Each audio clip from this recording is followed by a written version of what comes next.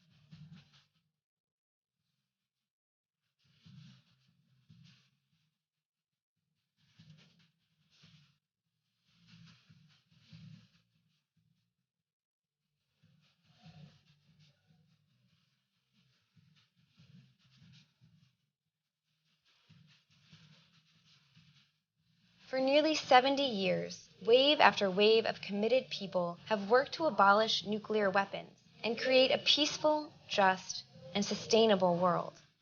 Each generation has found its voice and moved us closer to that goal. Now it's our turn. Join us for peace and planet.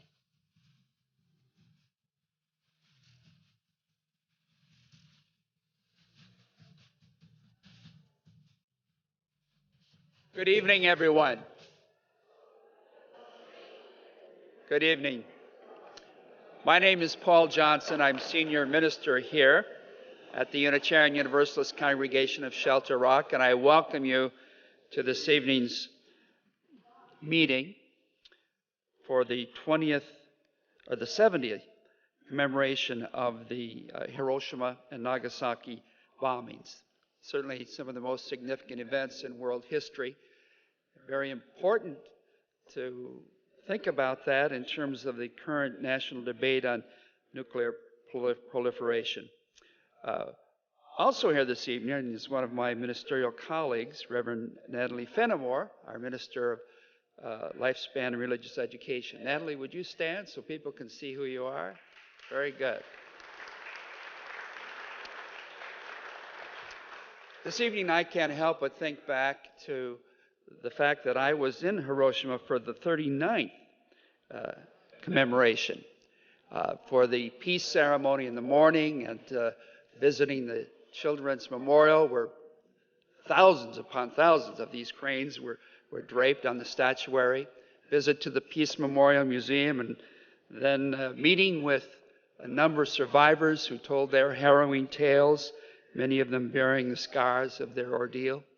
And then in the afternoon, making a lantern, which I, along with other members of my group, placed on the river, the Motogasu River. And I'll never forget the sight of those thousands of lanterns flowing down the river in commemoration of the 70,000 lives that were lost that very day in Hiroshima. And then, of course, more than 70,000 by the end of the year, and many thousands since then from the results of that bombing. And, of course, we're very pleased as a congregation to have Amy Goodman with us this evening.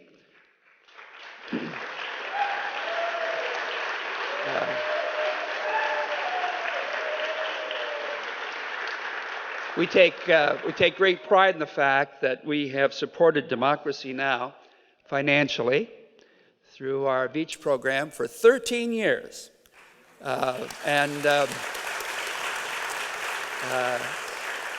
Which corresponds with my tenure here as senior minister, 13 years. So we're very pleased for that.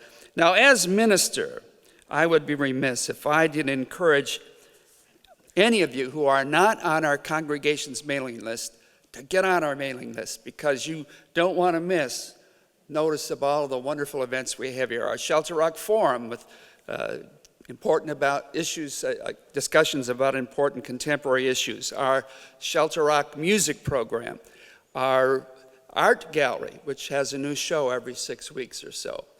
If you don't have a religious home, Please feel free to join us on Sunday mornings. In the summer, our service starts at 10 a.m. in July and August. The rest of the year it's at 11, and we have concurrent program for kids from the nursery up through high school.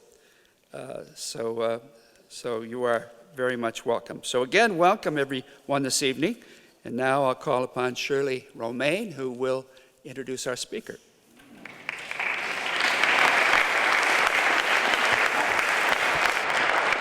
Thank you, Reverend Johnson.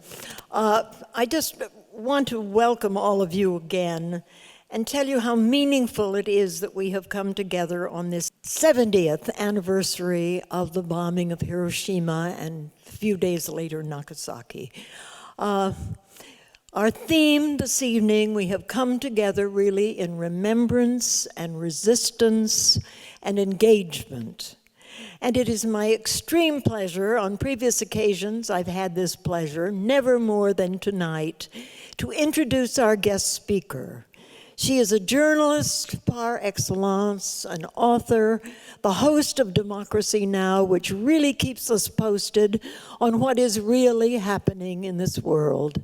So let me introduce to you this evening, with great pleasure, our speaker, Amy Goodman.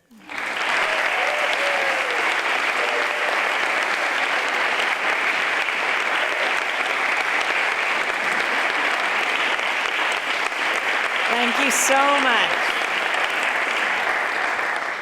It is such an honor to be here with you, that you all come out to remember not only history, but to look back at history to figure out where we have to go.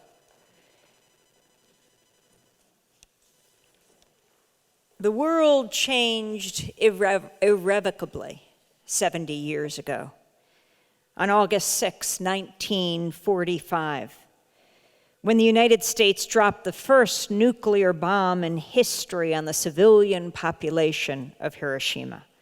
3 days later, the second and to date final atomic weapon used against human targets was dropped on Nagasaki, Japan. Hundreds of thousands of people were killed in the two cities. Many horrifically burned, thousands suffered the long-term impacts of radiation poisoning. Survivors of those two horrible blasts, called hibakusha in Japanese, still live and still recount their experiences. While the world has avoided nuclear attacks since those 2 days in 1945, the potential for nuclear devastation is forever hanging over us. Born from the ashes of those two awful bomb blasts, however, was a nuclear abolition movement that still wages a peaceful campaign to eliminate these weapons. And as we look at today, and I know Margaret will be talking about this afterwards, and we look at the Iran nuclear deal, while that by no means is about nuclear abolition, it's about steps to a future destination. What did Lao Tzu say? 1,000-mile journey begins with the first few steps. How do we decrease the number of nuclear weapons in the world? It doesn't come from war. It comes from diplomacy. I was a child at the age of 10 when Japan experienced the bombings of Hiroshima and Nagasaki. Not me, but Kenzaburo Oe said these words on Democracy Now! Today. How many of you have ever heard of this great humanitarian, this tremendous writer, one of the greatest writers in the world, won the 1994 Nobel Prize for Literature? I had the tremendous honor of meeting him last year when I was in Japan and sitting with him for several hours as he talked about his country, from Fukushima back to Hiroshima. He's now 80 years old. He said, at the time of the bombings, what was a great shock to me, but also my mother, our families, all the people at the time, was, of course, the atomic bomb. This was a greater catastrophe than anything we had ever known.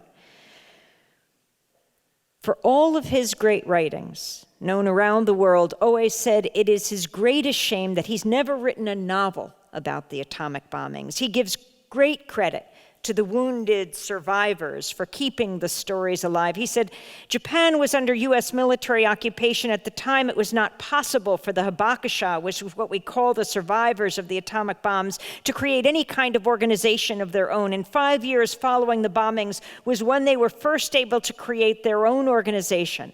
At that time, their lone slogan was to never allow this to be repeated, never to allow any more Hibakusha to be created. The Iran nuclear deal today certainly does not guarantee that, but it is a tiny, small, baby step toward the beginning of acknowledging that we must delay and ultimately stop the building of nuclear weapons, not only in Iran, throughout the Middle East, in Israel too, and we have to work on our own arsenal as well.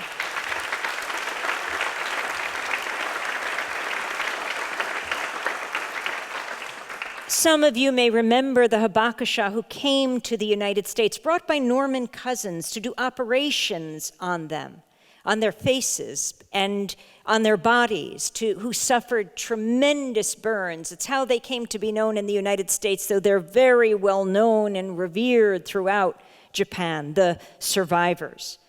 They have served as the core of the Japanese peace movement ever since, taking as their symbol, and this is why I was so touched when I came in tonight, the original peace crane.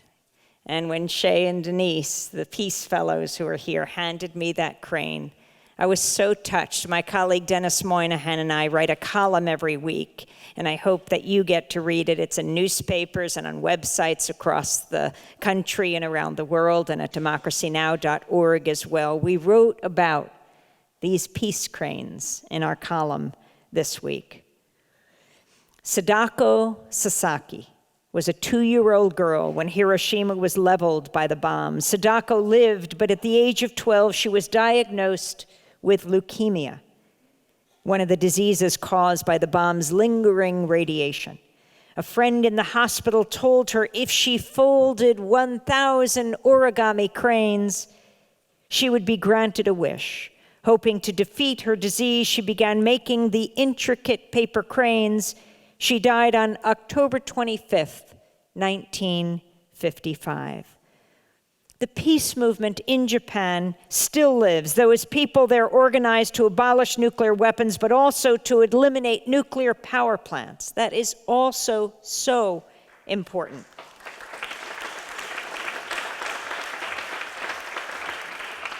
Kenzaburo Oe said on Democracy Now! Today, he talked about the connections, but he was quoted in the newspaper Le Monde saying, Hiroshima must be engraved in our memories. It's a catastrophe even more dramatic than natural disasters because it's man-made. By showing the same disregard for human life in nuclear power stations, it's the worst betrayal of the memory of the victims of Hiroshima, he said. The movement to permanently shut down Japan's fleet of nuclear power plants seemed on the verge of success after the Fukushima disaster of March 2011. But the conservative government of Prime Minister Shinzo Abe came to power after the disaster and vowed to revive nuclear power there, restarting dormant plants and even building new ones. But there is a powerful, strong movement that is pushing back. And here, across the world in the United States, at Los Alamos, at the birthplace of the atomic bomb, research is still conducted on making newer and so-called better nuclear weapons. To commemorate the 70th anniversary of the bombings of Hiroshima and Nagasaki, though, peace activists are today marching on Los Alamos, holding a conference in nearby Santa Fe, holding vigils at the gates of the top-secret National Nuclear Weapons Research Lab in Los Alamos. As organizer and longtime peace activist Father John Deere says, we said to God, what it took you 15 billion years to make, we can end in 15 minutes. I hope that you turn to Democracy Now! Today, democracynow.org, and see Kenzaburo Oe speaking about his life, about the life of Japan, about Hiroshima and Nagasaki, about Fukushima, about the peace movement, and also see James Lawson, one of the great ministers, peace activists. Dr. King called him one of the greatest strategists ever, who after serving time in prison as a draft resistor in the Korean War, went to India, studied the Gandhian way, came back and worked with Dr. Martin Luther King. It was Reverend Lawson, actually, who invited him to Memphis to march with the sanitation workers, where Dr. King would ultimately be assassinated on April 4th, 1968. But Reverend Lawson is the keynote speaker at the peace activities in New Mexico this weekend, and we had John Deere on as well as Kensaburo OA, so you have to tune in today to hear this very special hour. But Deere's words echo those of one of the bomb's architects, J. Robert Oppenheimer. J. Robert Oppenheimer, who was a physicist and a leader of the Manhattan Project, the massive US project that built the bombs. The first atomic detonation happened on July 16, 1945, in the New Mexico desert at a test site called Trinity. Watching the blast and the ensuing mushroom cloud, Oppenheimer recalled the words of Vishnu from the Hindu scripture, the Bhagavad Gita. He said, "Now I am become death, the destroyer of worlds." Hiroshima stands as a monument to the madness of nuclear weapons. Last year, walking the grounds of the Hiroshima Peace Museum, we saw the Children's Peace Monument in honor of Sadako Sasaki and the thousands of child victims of the blasts. The monument is adorned with thousands of paper cranes, like all of you have. Engraved at its base is a plea to us all. This is our cry. This is our prayer. Peace in the world.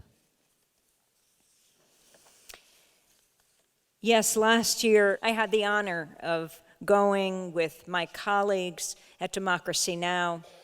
And my co-writer, Dennis Moynihan, to Hiroshima, to Tokyo to meet Kensaburo Oe, to Kyoto as well. It was my first time in Hiroshima, and we were taken around by a survivor named Koji Hosokawa, who when he saw us simply said, "I hate war." We were standing next to the A-bomb dome in Hiroshima. I saw the video that you were playing here. The skeletal remains of the 4-story building stand at the edge of the Hiroshima Peace Memorial Park, the building one of the few left standing when the United States dropped the atomic bombs on Hiroshima on August 6, 1945, and then 3 days later in Nagasaki. Yes, today the world watches in horror as military conflicts rage around the world, leaving destruction in their wake in Libya, in Gaza, in Syria, in Iraq, in Afghanistan. Never far from the dead and the injured. Let's include Ukraine as well.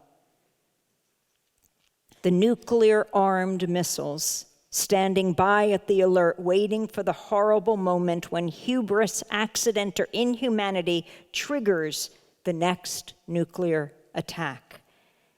"I hate war," Hosokawa reiterated. "War makes everyone crazy," he said. Koji Hosokawa was 17 years old in 1945. He worked in the telephone exchange building less than 2 miles from Ground Zero. He said, "I miraculously survived," but his 13-year-old sister was not so fortunate. He said she was very close to the hypocenter. She was exposed to the bomb there. She was with a teacher and the students, and all 228 people were there together with her. They all died, he said. We walked through the park to the Hiroshima Peace Memorial Museum. There on display were the images of death, the shadows of victims burned into the walls of buildings, the pictures of the fiery chaos that followed the bombing and of the victims of the radiation. Almost 7 decades later, Hosokawa's eyes tear up in the recollection. He said, "My biggest sorrow in my life is that my youngest sister died in the atomic bomb." We met him the day after I had the chance to meet Kenzaburo Owe, when he said, "The feeling of having to survive this," when Owe said, "the bombing, go beyond this." He said, "The feeling of having to survive this, go beyond this, and renew from this was great."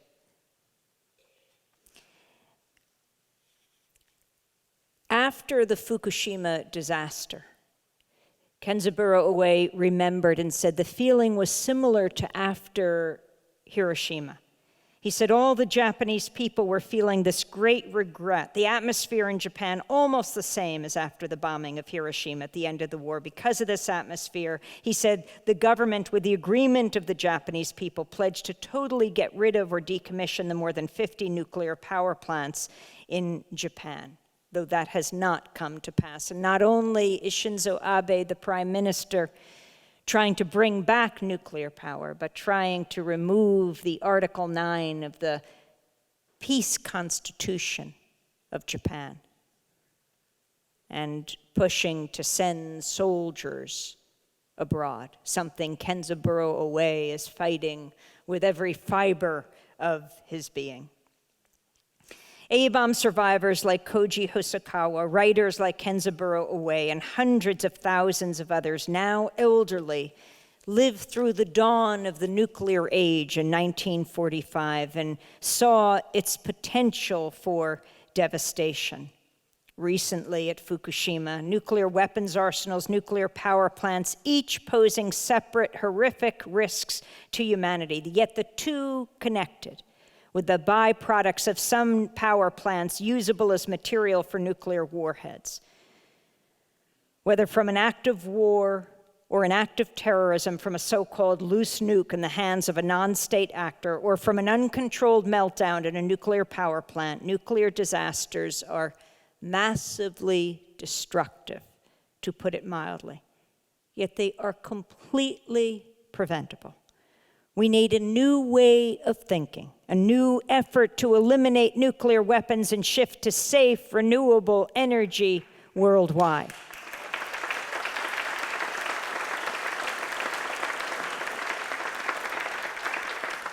As we were leaving the Hiroshima Peace Memorial Park, Koji Hosokawa told me to stop. He looked me in the eye and told me not to forget the victims. People lived here, he said. People lived here. And that is why it's so important that all of you have come out this evening to remember and to try to stop this from happening again. And you are certainly not alone. In different ways, people are working to end nuclear power and nuclear weapons. It's intimately connected also to the issue of climate change. We must come up with a sustainable way of living. Or whether it's a nuclear meltdown or a nuclear bomb or simply climate change, the baking of the planet, we will all go down together. But I don't think that is ultimately what will happen. There is so much activism everywhere. When Marty picked me up at the train station, he was lucky he got me right at that moment because I was just passing the Fred Astaire dance studio, and I was about to go in and take a lesson if no one came. My mom danced in these Fred Astaire studios and also taught. I only learned at the end of her life, she sheepishly told me, the great Dari Goodman, and maybe some of you knew her. I see old friends here and newer friends. My mom, Dari Goodman, and my dad, Dr. George Goodman, were wonderful Long Island peace activists. We grew up in Bayshore, New York. And some of you might have recognized my father if you didn't meet him in person, but if you take the Long Island Railroad years ago, he was the person who looked exactly like the actor Peter Sellers. Thank you. Whoa, whoa. But he looked exactly like Peter Sellers. And he was the doctor who was chosen to be on one of these posters where it was just a picture of him standing in a white doctor's coat holding a stethoscope with the mushroom nuclear cloud in the stethoscope, and it said, "Your doctor is worried." He said the hardest part of this photo shoot was trying to keep a straight face, not because he found it amusing. He was very active in Physicians for Social Responsibility, but simply because he was such a wonderful guy.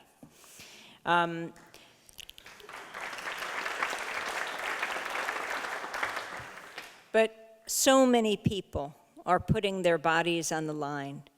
And it brings me to, well, one group of people who have been fighting very hard. In fact, I just got a note today from the Washington Catholic Worker, from the Catholic workers in Washington who just got arrested as they stood at 8:15 this morning, remembering 70 years ago. Well, I want to go back to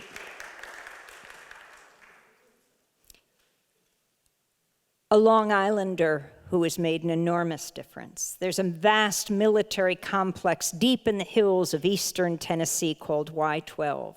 This is where all the highly enriched uranium is produced and stored for the production of the U.S. nuclear warhead arsenal. It's in Oak Ridge, the city that was created practically overnight during World War II that produced the uranium for the atomic bomb that was dropped on Hiroshima, August 6, 1945. That today, the facility, dubbed the Fort Knox of uranium, holds enough of the radioactive element to make 10,000 nuclear bombs.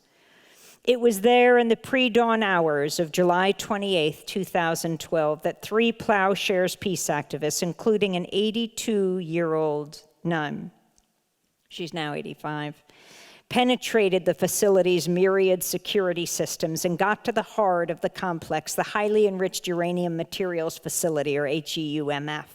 They spray-painted messages of peace on the wall, poured blood, hammered on the concrete, and were arrested. Earlier this month, the Federal Appeals Court overturned their convictions for sabotage, setting them free after 2 years in prison. This was the first time convictions for sabotage for Plowshares activists have been reversed, a historic moment for nuclear disarmament.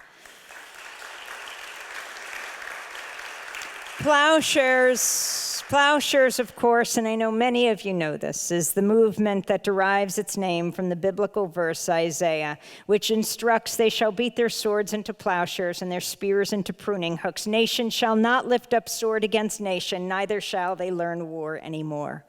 Inspired by faith and committed to action, Plowshares activists for the past 35 years have repeatedly engaged in nonviolent direct action. They access secure military facilities, hammer on weapons of war, be they warplanes or missile silos, or in the most recent case, the facility that enriches stores uranium for bombs. Among the first Plowshares activists were the Berrigan brothers, Father Daniel and the late Philip, who'd gained national attention by burning draft records to protest the Vietnam War.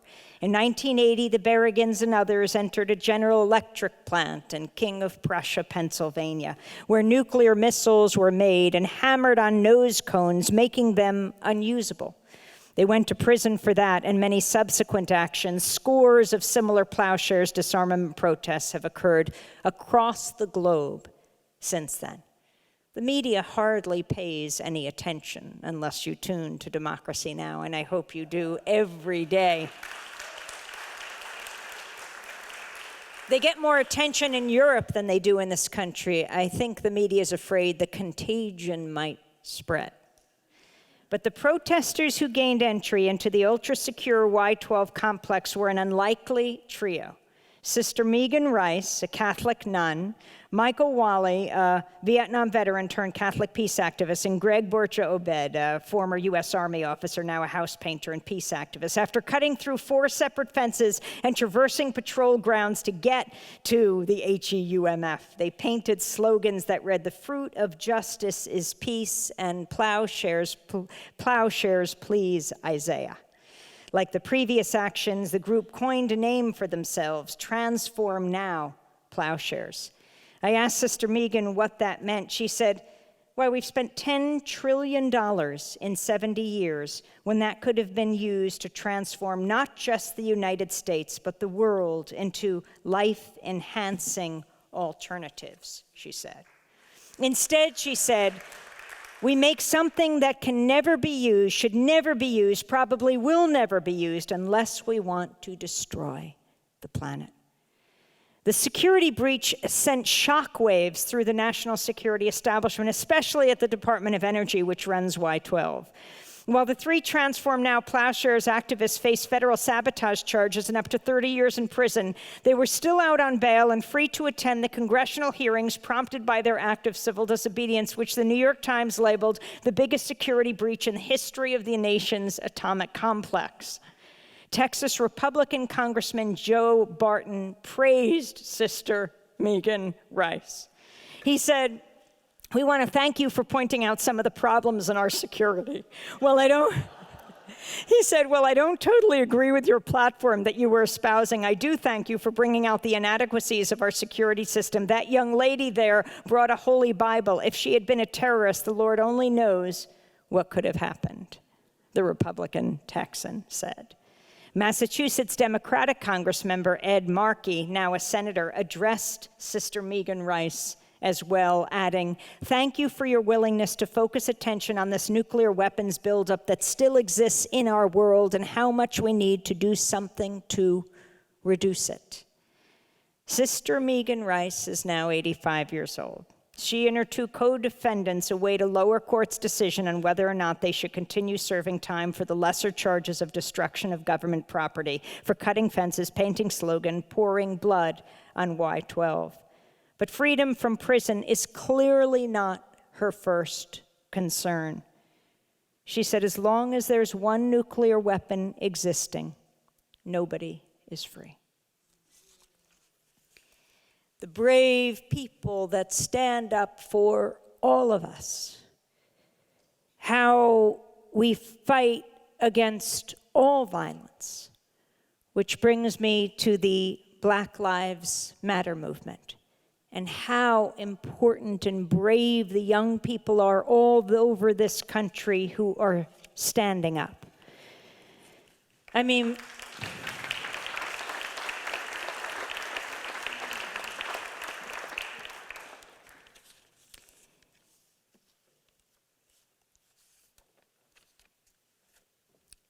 August 9th is not only the 70th anniversary of the bombing of Nagasaki, it's the first anniversary of the killing of Mike Brown. Michael Brown, the 18-year-old African-American teenager, just graduated high school, Ferguson, Missouri. It's about high noon, and he's killed by a police officer. He's not armed. He's shot repeatedly and ultimately in the head by a white police officer, Darren Wilson. You know, when a perpetrator is known, when police are looking for a murderer and they actually know the name of the person and have seen him and he's actually on videotape, it's not too hard to find the person. But what happens when that person, the murderer, is a police officer?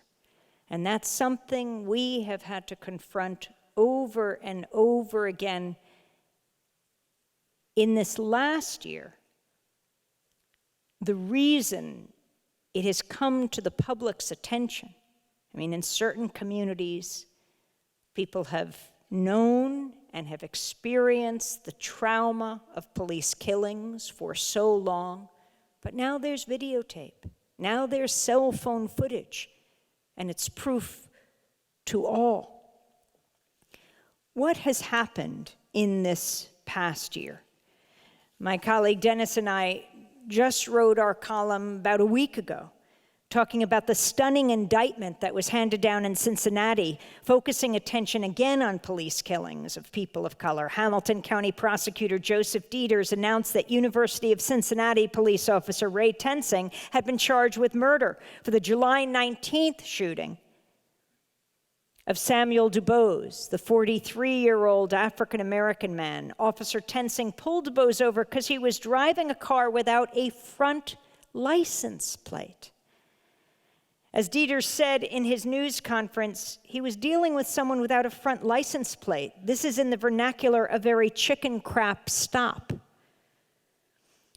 Officer Tensing wanted to see DuBose's driver's license. When DuBose said he didn't have it, Tensing made a motion to open DuBose's car door. Within seconds of this interaction, Tensing's right hand swung into the video frame. This was the camera on the police officer that captured this. His hand swings into the video frame with a pistol, and he fires one shot at Samuel DuBose's head and kills him. And then he lies. See, Samuel DuBose had his foot on the brake, and when he was shot, of course, it let go and the car went forward. The officer would then report that DuBose dragged him along, and he was forced, because he feared for his life, to kill him. The killing happened before, but only when we saw the video was this proven. And I think only because of the Black Lives Matter movement did the prosecutor act so quickly and do something what the prosecutor did not do in Ferguson with Darren Wilson.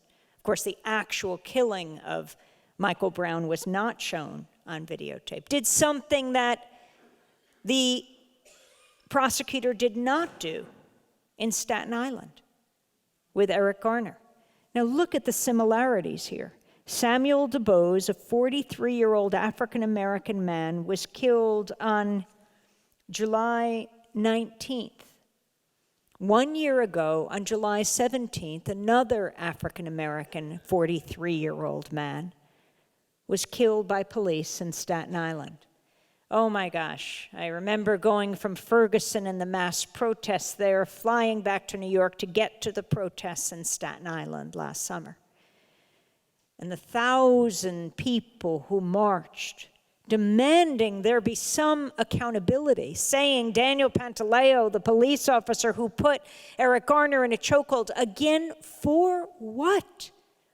What had Eric Garner done as he stood in front of a beauty spa on a hot day? They said he was selling loose cigarettes and wasn't even doing that at the time. Taken down not just by one officer. He's the one who put Mr. Garner in a chokehold, this father of 6 and grandfather as well, but all of the officers who took him down. And why do we know? Why can I say with such sureness what happened? Because someone opened their cell phone, a young man named Ramsey Orta, and filmed from the stoop right there and did not stop. As Eric Garner gasped 11 times, "I can't breathe." And what's so astounding here, it was not only the police officers who killed him, but they stopped the bystanders from coming forward to perform CPR to help Eric Garner, who would ultimately die of a heart attack. I mean, they not only wouldn't help themselves, and even the EMT folks did not help, but they wouldn't let the bystanders help. But Ramsey Orta filmed all of this. Was Daniel Pantaleo arrested? No. The prosecutor who refused to have him indicted, because prosecutors have great control when it comes to a grand jury, ultimately was elected to Congress. But there was someone who was arrested, Ramsey Orta. Again and again, and he said one of the times he was arrested, the officer said, "You filmed us, now we filmed you." There needs to be justice. And that's certainly what Sandra Bland's family is demanding right now. How could it be? What did Kerry Washington recently tweet? Dear God, again? And everyone knows what she means.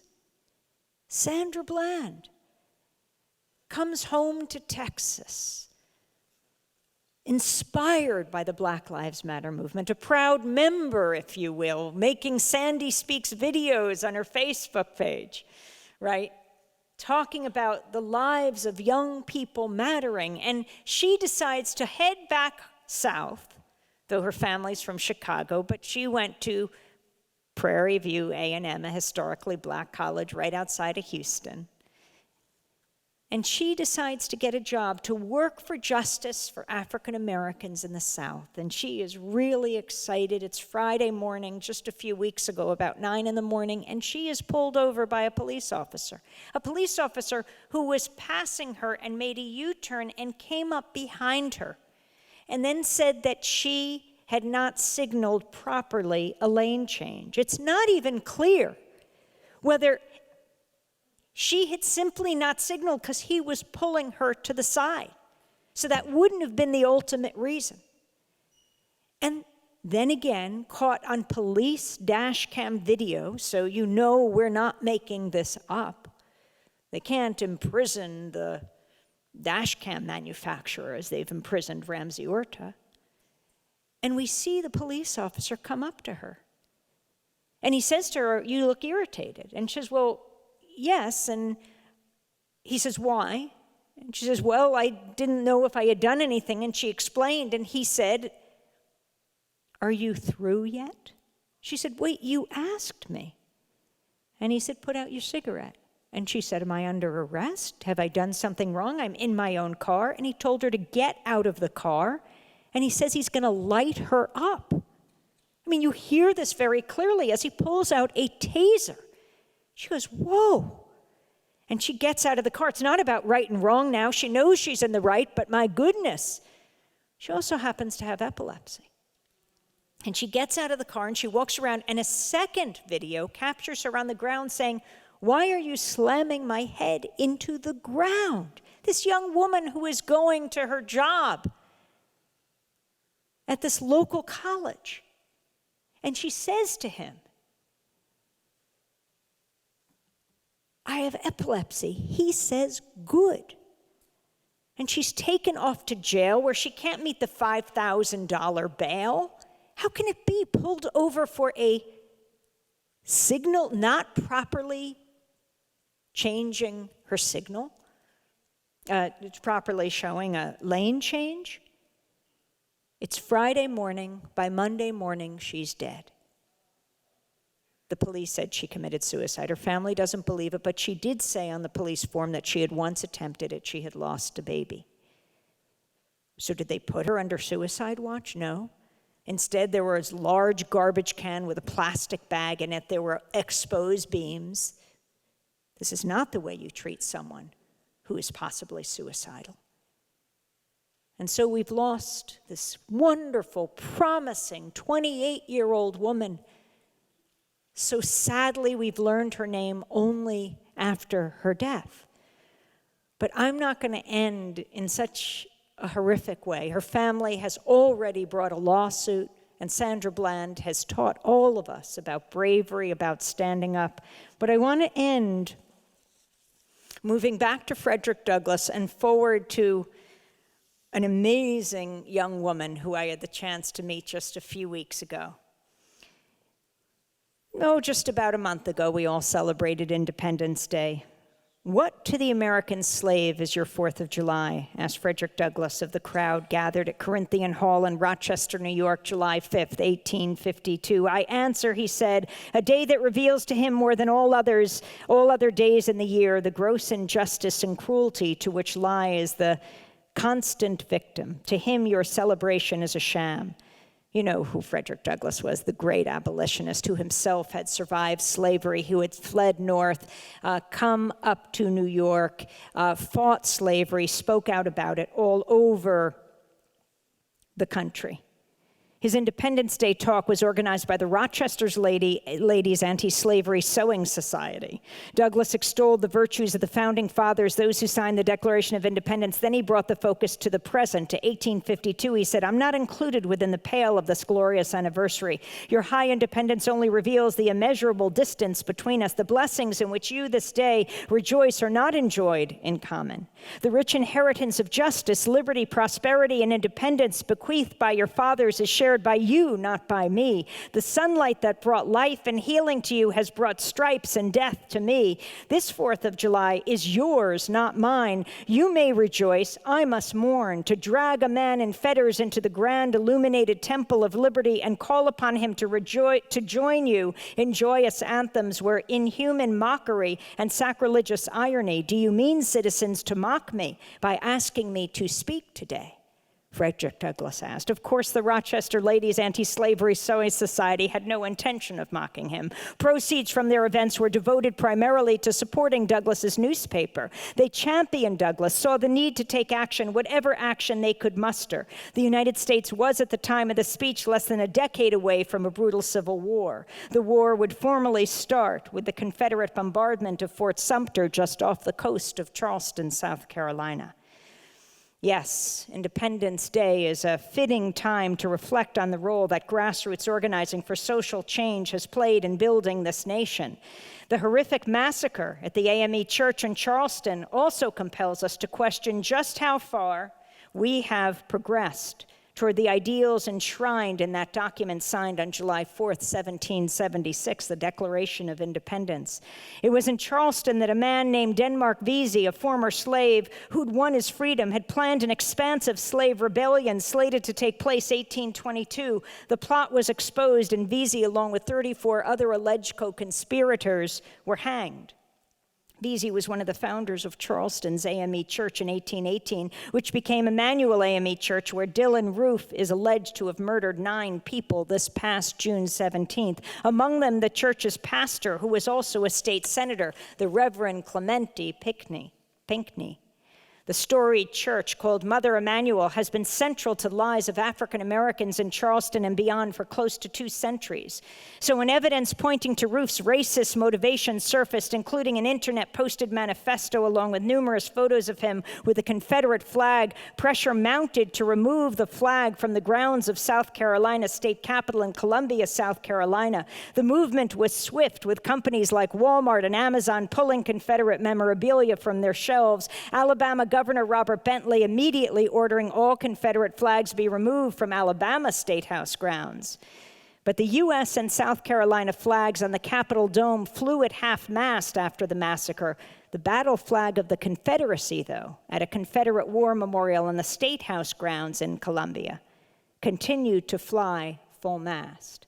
I was down in South Carolina on Friday, June 26, when more than 5,000 mourners crowded into the arena in Charleston for the funeral of the Reverend Pinckney. President Obama gave a moving eulogy, ending by singing Amazing Grace as the congregation joined in.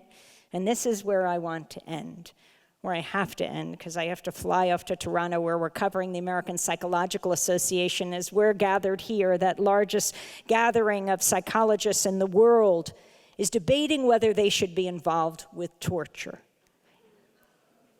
Right? The American Psychological Association, unlike the American Medical Association and American Psychiatric Association, has participated in the enhanced interrogations of the Pentagon and the CIA, which is a fancy term for torture, whether at Guantanamo or other black sites. And there are many psychologists who have dissented and are trying to end this practice in Toronto tonight, where we will broadcast from tomorrow morning. But I wanted to end in South Carolina, because when I got off the train, a woman shouted to us, "Hey, can I come with you too? Where's Julie?" There you are, Julie. She came up from the Upper West Side to come out here today. I was so touched, because Julie is the godmother of Bree Newsom. So, on June 26, more than 5,000 mourners gathered as President Obama remembered the beautiful 9 of Mother Emanuel Church. The next morning, I was heading out, flying back here to cover something in New York, and I got a call from our team that was still on the ground, said, hey, apparently a woman just scaled the flagpole on the State House grounds and took down the flag that all of these legislators are lamenting and saying they will have a debate about. So I went up. My plane was 4 hours late, which is the only reason I was still there, and I was bugging the people, obviously, at the gate, and I went up to them, and they said, finally, we're moving. I said, no, I need my luggage taken off that plane. They said, but you've been bothering us for 3 hours. We are leaving now. I said, get me my luggage. I'm going to Columbia, South Carolina. I have to meet this woman. That's right. It was the next day, on June 27th, at dawn, Bree Newsom, a 30-year-old African-American woman, scaled the 30-foot flagpole in Columbia with helmet and climbing gear and took down the Confederate flag. Jimmy Tyson, a fellow activist who's white, spotted for her from the base of the pole. After unhooking the flag, Bree said from her perch up there, she had only climbed a pole once a few days before in practice, had come from North Carolina to do this very thing. As she unhooked that flag, she said, as the police were demanding she come down, and a pro-Confederate rally was planned for later that morning, she had no idea what would happen to her. But as she held that flag in her hands to bring it down, she said, you come against me with hatred and oppression and violence. I come against you in the name of God. This flag comes down today. After she descended, the two were arrested and the flag was back up within an hour. But their action went viral, with prominent civil rights leaders and organizations endorsing the nonviolent direct action. Newsom and Tyson face up to 3 years in prison and $5,000 fine, and they still do. The date has been set for their trial. Not only did the flag still fly then, but since the Charleston massacre, at least a half dozen African-American churches have burned down throughout the South. Investigations have begun, but whatever the cause of the fires, they've ignited fears of a recurrence of a brutal history. Frederick Douglass's words on that distant July 4th holiday have been given new life by Bree Newsom, 163 years later. He said, it's not light that's needed, but fire. It's not the gentle shower, but thunder. We need the storm, the whirlwind, and the earthquake. The feeling of the nation must be quickened. The conscience of the nation must be roused. The propriety of the nation must be startled. The hypocrisy of the nation must be exposed, and its crimes against God and man must be proclaimed and denounced. Thank you, Bree Newsom. Thank you to all of you. Democracy Now!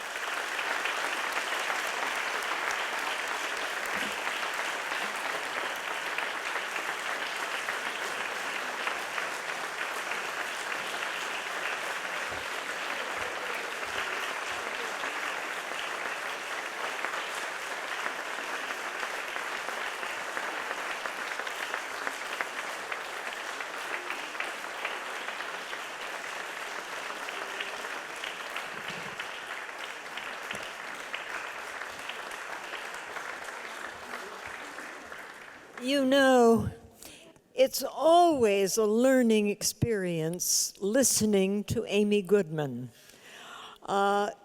Whatever she touches, it's thrilling. Whether it was nuclear weapons, to which we are dedicated this evening, or the blight of racism, she always gives us wonderful grist for our mills and a real sense of wanting to do something. And it certainly is something that we're going to direct ourselves to tonight. I want to get back to the next item on our agenda, because once again, I'm delighted to be able to introduce to you the musical group, the a cappella women's group, Willow. You've heard them before. Tonight's commemoration is really a very solemn event. 70 years have passed, and we now have still in this world 60,000 nuclear weapons. So I think the solemnity of the occasion will be marked by Willow under the direction of Farah Shandu, They're going to do breaths, which is from a gospel tradition, and Eli Eli. Many of you know it, a Hebrew English prayer. So it is my pleasure to bring to the platform Willow.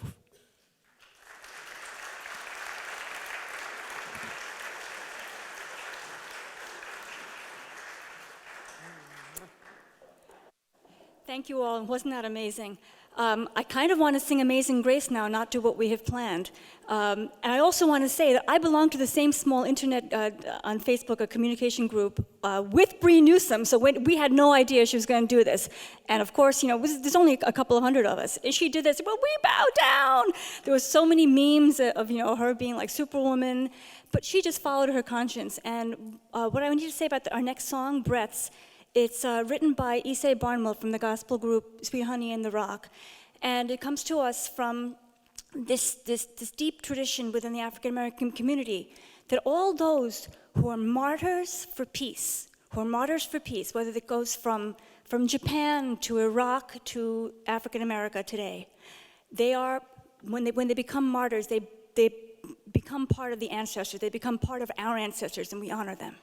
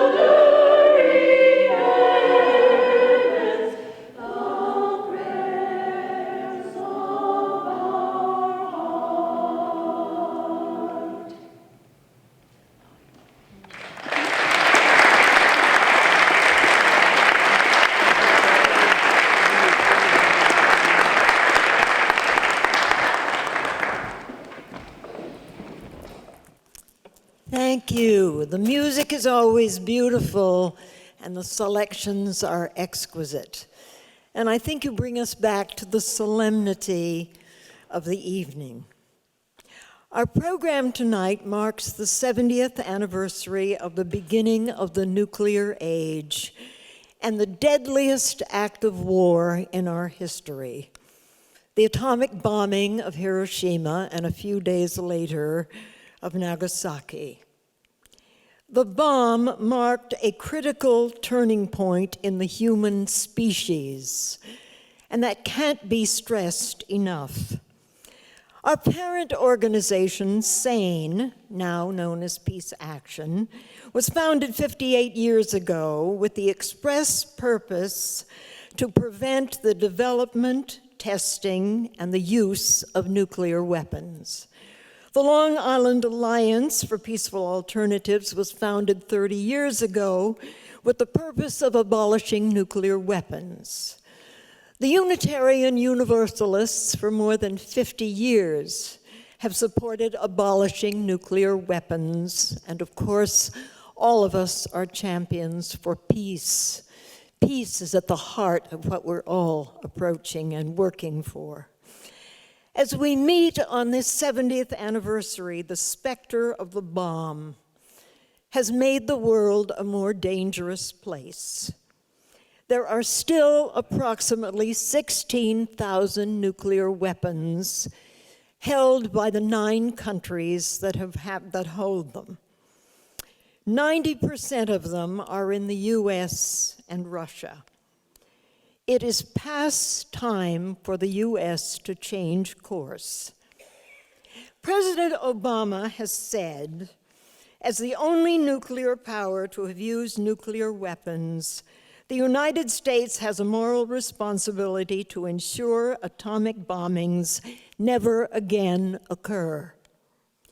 He has taken a step forward in negotiating a verifiable agreement with Iran to forego its development of nuclear weapons. It is a landmark of this 70th year history, the history of these weapons, and it must be supported now. What are the alternatives? Well, John McCain has spoken for the Republicans. He says, bomb, bomb, bomb Iran. Other opponents of the agreement call for something better. What? Better in what way? Nothing is forthcoming. This flyer that all of you saw, and I hope that you took when you came in, tells you what is in this agreement and what is not in this agreement. I don't want to muddle this with statistics, but I think this is really important. Have a look at it and act. Please don't leave without taking one of these. If you don't have it, get it on your way out. And you know, finally, I was thinking, listening to the naysayers of this agreement, and listening to some of the issues that they have been raising, and the one that keeps repeating again and again is trust. We simply cannot trust the Iranians. Trust, trust, trust. And I was reminded of Ronald Reagan. Do you remember his trust but verify? In the 1987 IMF treaty with Gorbachev, he said it again and again, I think to Gorbachev's annoyance, but they did it. They made the treaty. And now we have an agreement. Now we have verification that is so sophisticated based on this agreement and technologically, a kind of verification that we have never had before. And it is something that we really have to take note of because it is extremely important. This agreement has this verification at each minor step of the way. It is historic. And I think it is historic that on this 70th anniversary commemoration, we are diplomatically dealing with an issue that I hope will be, in which we will be successful. We really must be successful. The theme for this evening's commemoration is remembrance, resistance, and engagement. Margaret Melkonian is here to engage you to act, to do everything in your power to pass this historic agreement for diplomacy, for nuclear disarmament, and ultimately for peace. Thank you.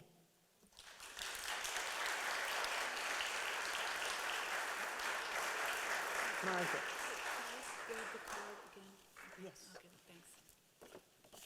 Good evening. I'm making believe I'm Fred Brewington. Good evening. Thank you. We only have a little bit left in the program, and we're going to hear from Willow one more time. But usually I come up and I give us the call to action. Most of that information you have in the program, on the back of the program. And there's also handout cards that we're asking that you will take home with you tonight. We are gathered to remember and to mourn all those lives lost when the atomic bombs were dropped. We come in sorrow, and in some ways we come to atone. We come together to acknowledge all those who have for so many years have resisted the nuclear temptation. And Amy talked about them earlier, by pouring blood or banging with hammers on nuclear warheads. They've been arrested, they've spent years in jail, and have come home to continue to beat swords into plowshares, and in their demonstration in D.C. today, to go back to jail. We go with them as best we can. There are witnesses that call us to do even more. We're here at this moment, and we gather you each year, and as people gather all around the world, to renew our commitment to action for nuclear disarmament, to engage in solidarity with our brothers and sisters all around the world, and to work for a ban on nuclear weapons. Supporting the nuclear deal with Iran is the first step. This is a historic opportunity to reduce nuclear dangers in the Middle East, and who knows where it will lead us. I was reading something by Robert J. Lifton today that he wrote last year on Hiroshima, or around the issue of climate change and the nuclear threat. And he talked about something that a Roman poet termed the word swerve, when all of a sudden matter moves and you can't explain it and it's unpredictable. Swerve is such a great word. And I think we have to swerve. We take advantage of the moment where things are possible and unpredictable. And Lifton said that this was a moment in terms of what's going on in the climate and change and global climate change, and the world is at risk, and there's a nuclear threat. So we need to have a swerve, and if we take advantage of that moment, it's a moment of hope. There's good news today on the Iran deal, in the sense that our Senator Kirsten Gillibrand has come out and said she's going to support the deal. You should know that.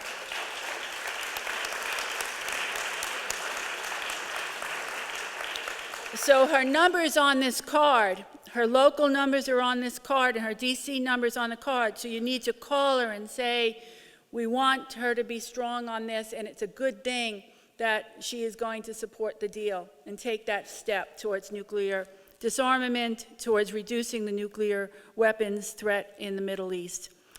Thank her. And at the same time, then you need to call Senator Schumer, who seems not to have made up his mind yet, and tell him he should do the same thing and follow Gillibrand's example. So we ask you to do that. There's petitions been circulating around that ask you to sign to support the deal. We will make copies of those petitions. Marty has them. If you haven't signed it, some of you signed it when you came in. If you haven't signed it, there's lots of them, so move it around. We're going to make copies and deliver petitions to Gillibrand. Again, thank her for supporting the deal, supporting the president, supporting diplomacy over war. And we're going to deliver them to Schumer. We're going to deliver the copies of the petitions to Representatives Israel and Rice. Representatives Israel and Rice have disappointed us in the sense that they will not support the deal. And they say why.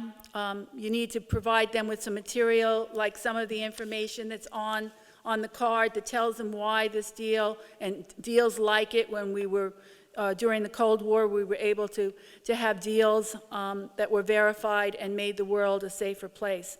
So we ask you to sign the petitions. We ask you to call Senators Gillibrand and Schumer and our representatives. We ask you to take copies of the petitions, because as they're going around, there's blank copies. Take copies and get other people to sign. And even though you call our senators and our representatives tomorrow, and you've called them already, you need to call them next week and the week after and the week after. They need to know that the citizens' voices are loud and clear, that we support a nuclear deal with Iran, as do other countries in the world. We ask you to take those extra cards and hand them out when you're at the supermarket, when you're at the railroad, wherever you are, where there's a crowd. Hand out that card. We ask that the cranes that you have, and there's more in the back, that you take a crane and you do what Sadako asked us to do and write peace on the wings, or write a message and give it to somebody.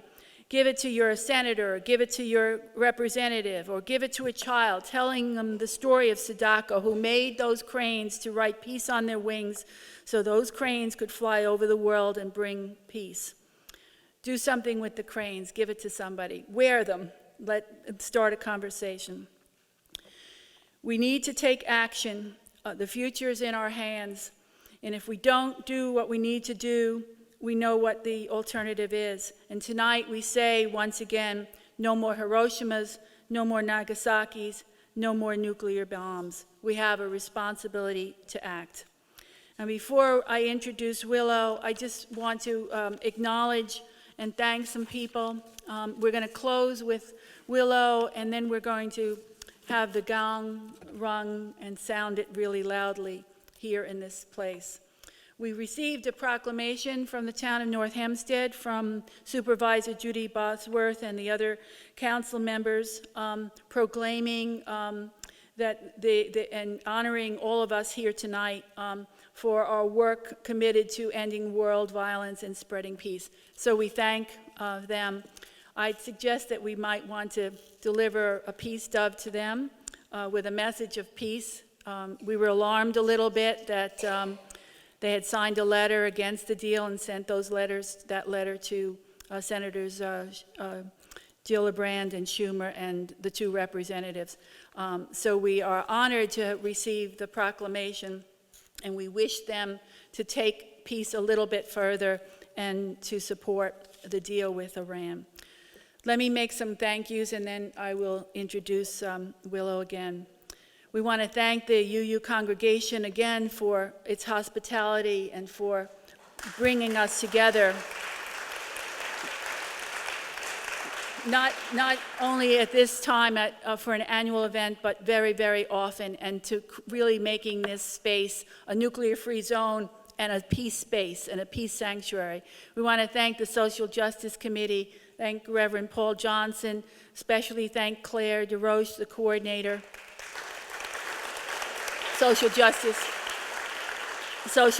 Coordinator. We want to thank members of the staff, particularly Kim and Jennifer and Sharon, for all their support, and staff and other members of the staff here. I want to thank Elaine Peters and her husband and the members of the Green Committee that helped us out tonight as well, collecting money, handing out flyers, and all of that. I want to thank, and Amy's gone, but we all appreciated and we expressed our warmth and gratitude for her speaking truth to power and her tireless efforts where she's seemingly everywhere. We want to thank Willow and Farah Chandu and Jillian Carbone for lifting our spirits on this sad, most sad and solemn occasion. Every year, we need to remember, and thank Willow. Thank you to Latifah Woodhouse and Michelle Peppers, our member, for bringing the peace ribbons that are in the back. They help us visualize all that we could not bear to lose in a nuclear war. We thank Denise Sharon and Che over there for our Hofstra Peace Fellows for being here, taking pictures and helping with the petitions. We want to thank our co-sponsors, because this is a group effort. It takes a team to bring about peace. Our co-sponsors, Reach Out America, Hofstra's Long Island Teachers for Human Rights, the Long Island Peace Fellows, the Interfaith Alliance in Pax Christi, Long Island, and Peace Action, New York State.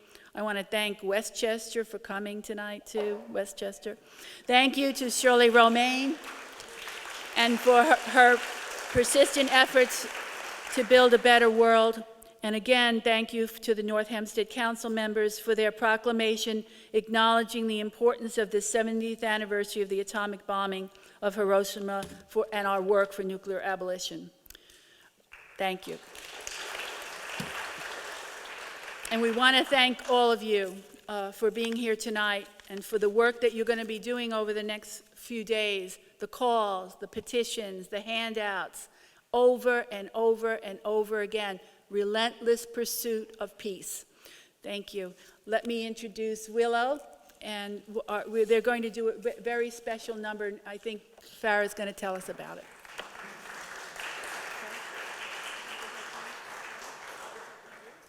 Sorry, it's not all of us. We're not going to do it a cappella either.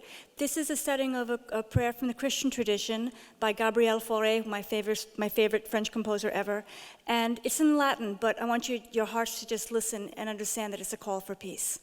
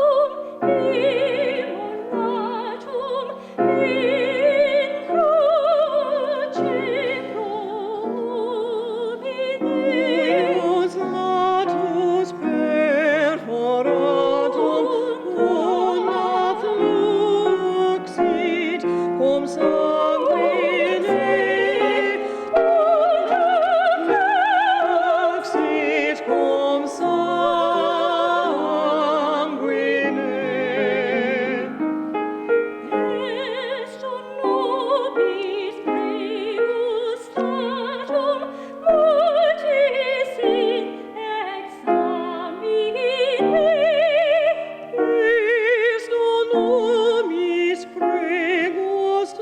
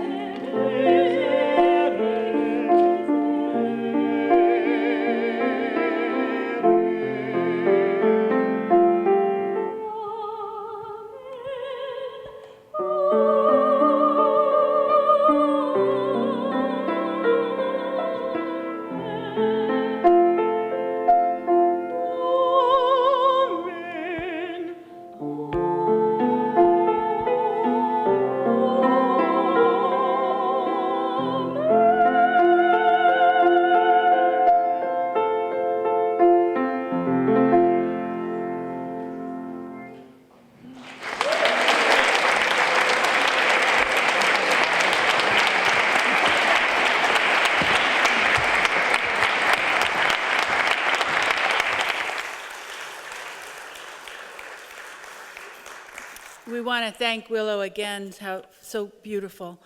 I want to also thank the women and the members of the Japanese local community, Hiroko Lee, Maggie Yamamoto, and Michiko Tani for creating and making these wonderful cranes for us tonight to take home and to share. Claire DeRoche. Claire? Oh. Okay. We're going to ring a gong tonight because at 8:15 yesterday in Hiroshima they rang bells and all around the world symbolizing the moment the bomb fell on Hiroshima. And we're doing it tonight again to signal our commitment, our renewed commitment to create a world and to work for the abolition of nuclear weapons. Thank you.